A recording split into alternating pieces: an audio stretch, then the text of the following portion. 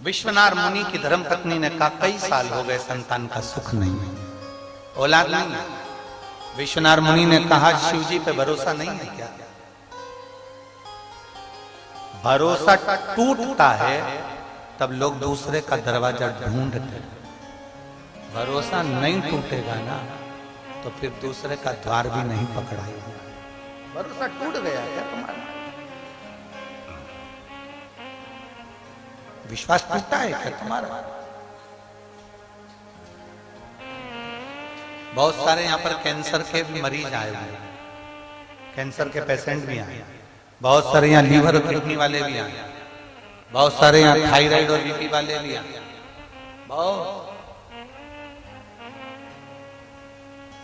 ये प्रसंग आप लोगों के लिए, जिसके घर में औलाद नहीं हुई 30, 35, 40 साल तक ये कथा उसके लिए भी।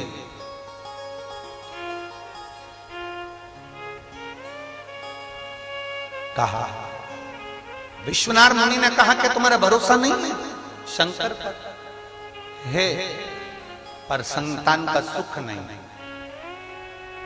चलो एक शिव की आराधना करता वो देगा निश्चित।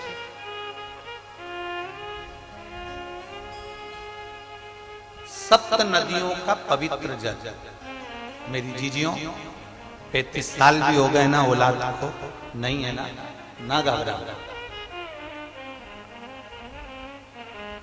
40 साल भी हो गए ना औलाद को, ना घबरा।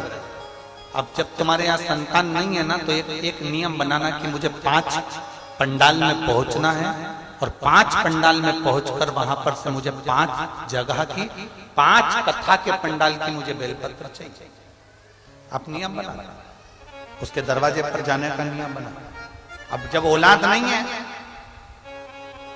तो एक प्रयास तुम भी करो, अपने पति से कहकर मुझे कथा में जाना है, 5 पंडाल में बैठकर कथा सुनूंगी।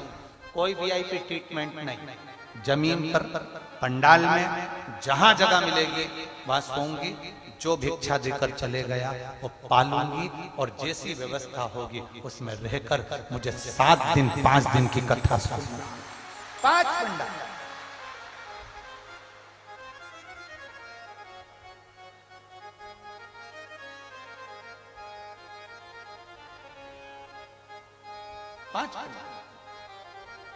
और एक नियम जो विश्वनाथ मुनि ने अपनी धर्म पत्नी को बताया है, 7 नदियों का जल, 7 सरोवर नहीं, 7 पवित्र नदियों का जल, 7 पवित्र नदियों का जल, उसमें से कावेरी, नर्मदा, गंगा, गोदावरी, सरस्वती, जितनी ये 7 नदियों की पवित्रता है, मंदाकिनी, नर्मदा, गंगा आदि, यमुना, 7 नदियों का जल एकत्रित कर और 7 नदियों के जल से किसी भी महादेव के मंदिर में एकांतेश्वर महादेव का नाम ले। कौन से महादेव? हमने पहले कथा में कहा है, कई बार एकांतेश्वर महादेव की कथा भी कही, सुनिए आप लोगों ने। एकांतेश्वर महादेव का हमने वर्णन किया है। जिस दिन तुम्हें लगे कि मेरा ये काम होना चाहिए, उस दिन एकांतेश्वर महादेव के पास जाकर बैठ।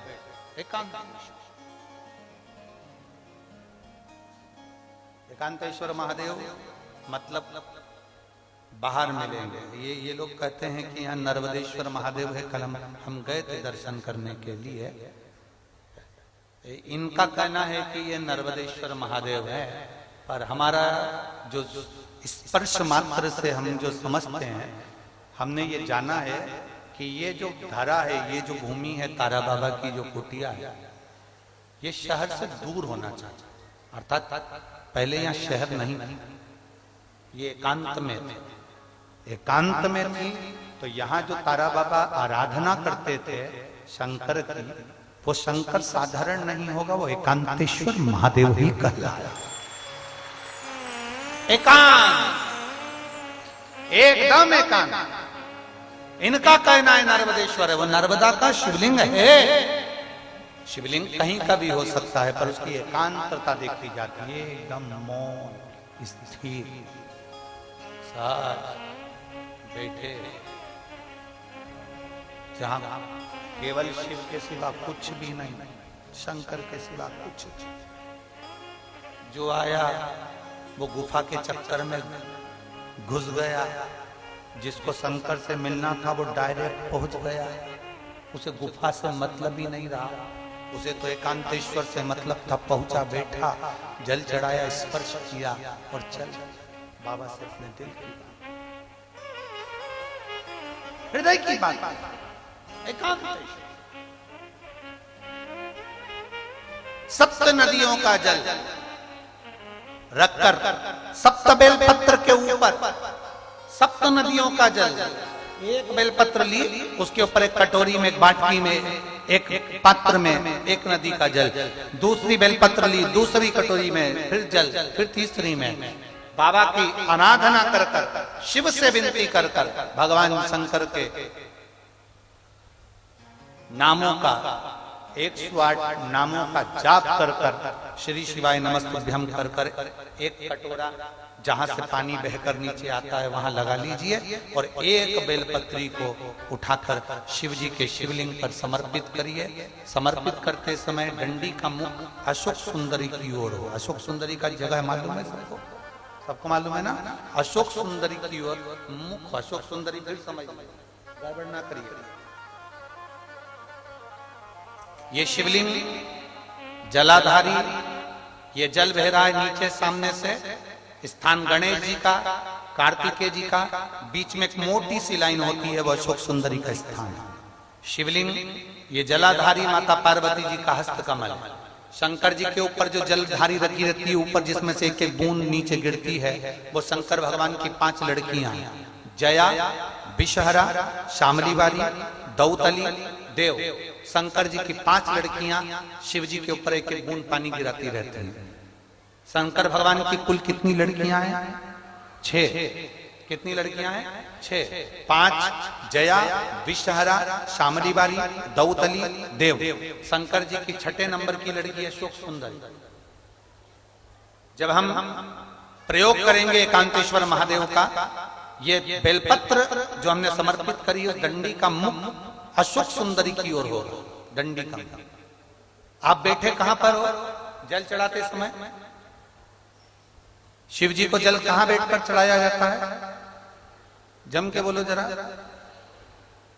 जहां से जल बहकर जा रहा है इसके ठीक विपरीत की ओर, ठीक विपरीत की ओर जल बहकर जा रहा है इधर, तो तुम बैठोगे इधर, इधर नहीं बैठोगे, इधर नहीं बैठोगे। जल इधर बह रहा है तो तुम इस साइड बैठोगे। यहाँ बैठकर फिर बेलपत्र को आप समर्पित करोगे। डंडी का मुख उधर होगा, पत्ती का मुख आपकी ओर होगा, और जो एक नदी का जल है वो समर्पित कर कर जो पात्र लगा है उसमें वो जल इकट्ठा होते चले जाएंगे। दूसरी बेलपत्र उठाना है, 108 बार शिव का नाम लेना है, फिर वापस बेलपत्र श्री शिवाय नमस्तुभ्यं कर कर समर्पित करना है। डंडी का मुख अशोक सुंदरी की ओर होना। जब 6 बेलपत्र अशोक सुंदरी की ओर जाएगी, 7वें नंबर की जो बेलपत्र है उसका डंडी का मुख आपकी ओर होगा, और डंडी का मुख आपकी ओर होकर जल चढ़ाकर आप उस जल को झेल लेंगे। जहां नंदी बैठे हैं, नंदी का जो पांव जिस जगह पर उठाओ, अगर इस पांव उठाओ तो इस ओर, ये पांव उठाओ तो इस ओर, नंदी का पांव जहां उठा रहता है वहीं पर बैठकर पति पत्नी दोनों उस जल को आचमन कर लेंगे, दोनों उस जल को पूरा पी जाएंगे और बाबा से झोली पसार कर प्रार्थना करेंगे कि हमें संतान का सुख देना, मेरा देव अधिदेव महादेव प्रदान करें। एकांतेश्वर महादेव का ये स्मरण करिए। एकांतेश्वर पहुंच गए विश्वनाथ मुनि अपनी धर्मपत्नी को लेकर एकांत में, जहां भगवान शंकर विराजमान थे, उस एकांतेश्वर महादेव के पास